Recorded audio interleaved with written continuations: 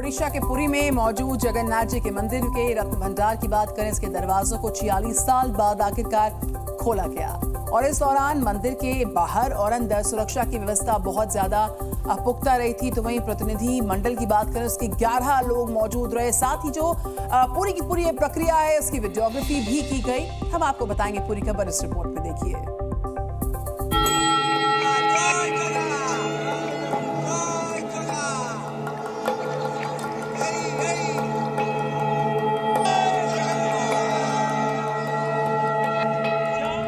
46 साल बाद आखिरकार ओडिशा के पुरी में मौजूद जगन्नाथ मंदिर के रत्न भंडार के दरवाजों को खोल दिया गया।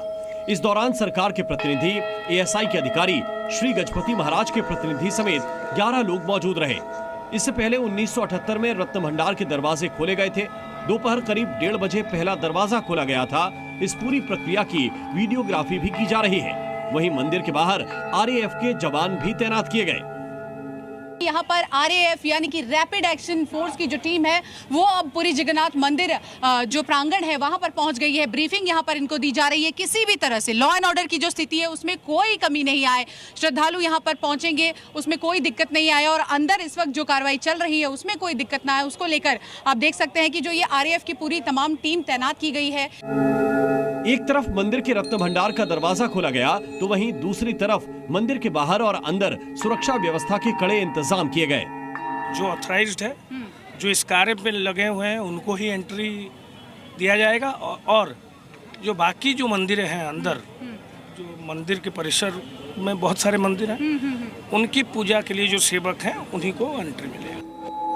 वहीं रत्न भंडार के दरवाजे खुलने पर श्री जगन्नाथ मंदिर के चीफ एडमिनिस्ट्रेटर अरविंद कुमार ने पूरी कार्रवाई नियमों के तहत होने का दावा किया। एसओपी के हिसाब से जो सदस्य उसमें रहेंगे वो कमेटी में, उनको भी बताया गया है और जो भी अरेंजमेंट्स करना था वो सब किया गया है।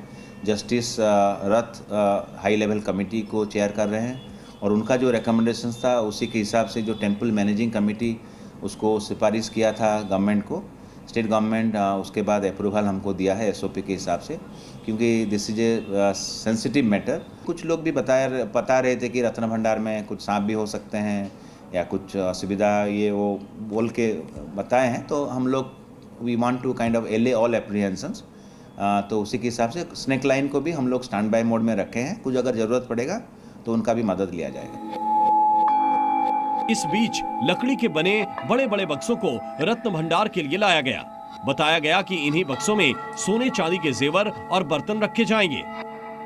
ये बड़े बड़े बक्से यहाँ पर लाए गए हैं और इन सब के बीच अंदर से जो आभूषण, जो जेवरात होंगे उसको रखने के लिए कहा जा रहा है कि इन बक्सों को लाया गया है। तो आप देखिए लाल और पीले रंग में इन बक्सों को रंगा गया है। भीतर कई इसी तरह के बक्से हमें नजर आ रहे हैं पूरे ट्रक में। 40 साल से ज्यादा का इंतजार कर रहे थे लोग और उसके बाद आज वो पल आ ही गया है।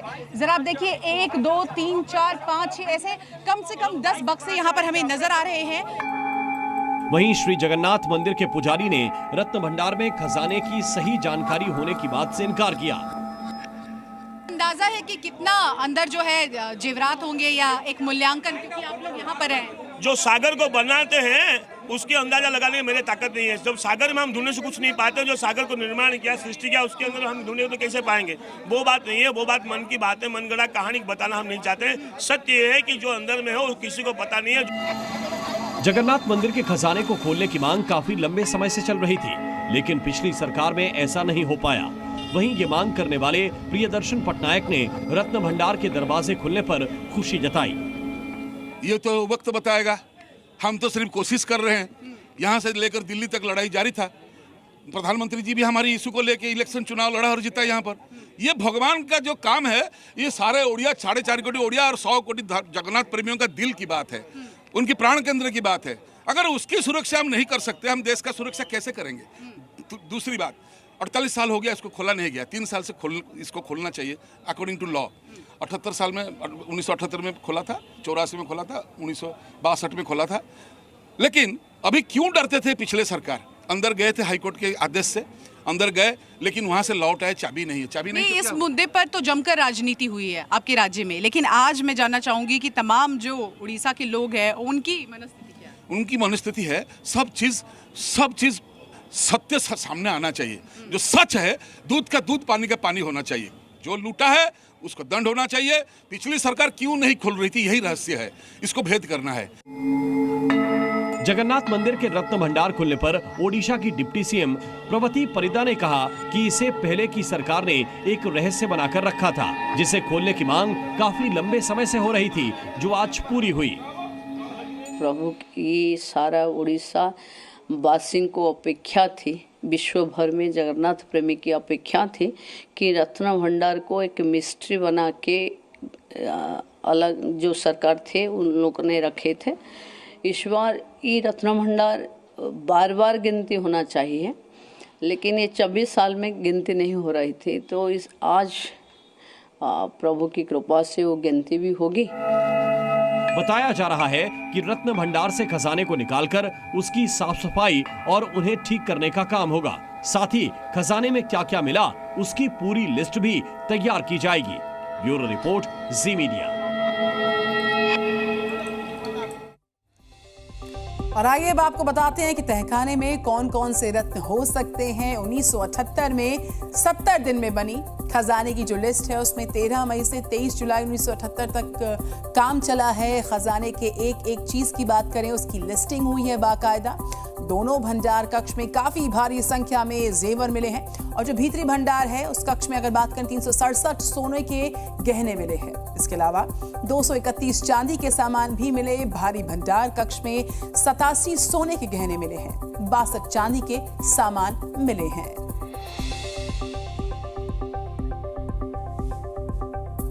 तो पश्चिम बंगाल में हिंसा जो है वो रुकने का नाम बिल्कुल नहीं ले रही है। ममता बनर्जी के मुख्यमंत्री होते हुए भी इन दिनों अगर बात करें टीएमसी के नेताओं की, कुछ ज्यादा ही टारगेट पर आए हुए हैं। देश हित में जो तमाम तस्वीरें सामने आती हैं वो वाकई में यहाँ पर कई बार परेशान भी करती हैं। टीएमसी सांसद सौगत रॉय और टीएमसी के विधायक मदन मित्रा को जान से मारने की धमकी दी गई। और कल रात अगर बात करें टीएमसी के 2 नेताओं को गोली मार दी गई, उनमें से एक की मौत हुई, दूसरा जो है बीजेपी ने बढ़ती हिंसा को लेकर राजभवन के सामने आज ममता बनर्जी के खिलाफ प्रदर्शन किया।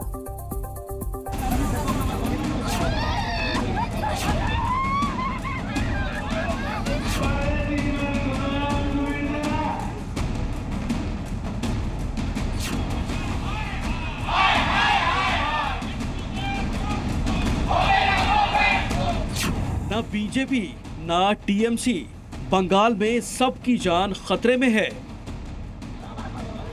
एक तरफ मातम है और दूसरी ओर आक्रोश। एक तरफ सियासी रंजिश में अपने को खोने का दर्द है, तो दूसरी ओर चुनावी बदले का दंश।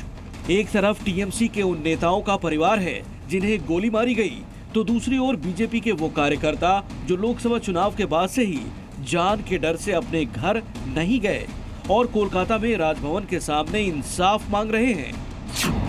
राजभवन के सामने बीजेपी नेता शुभेंदु अधिकारी की अगुवाई में ममता सरकार के खिलाफ धरना प्रदर्शन हुआ।